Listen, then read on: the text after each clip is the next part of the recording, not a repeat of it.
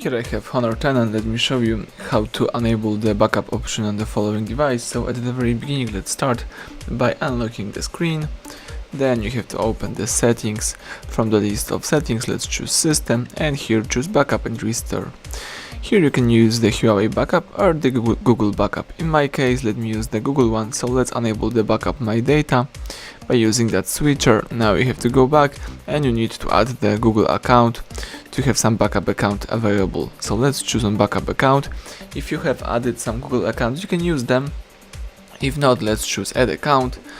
The phone is checking info, let's wait a couple of seconds, and here you have to sign in into your Google account. So let me do it. Let's enter the email. Of course, you can also create a new account by choosing create account right here. But in my case, let me use the existing Google account. It's time to enter the password.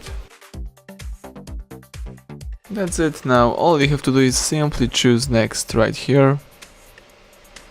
Tap agree to the terms of service and privacy policy. Tap agree to backup to Google Drive.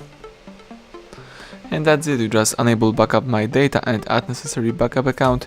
You can go back and start using your device in a normal way. Thank you for watching. Please subscribe our channel, leave thumbs up under the video.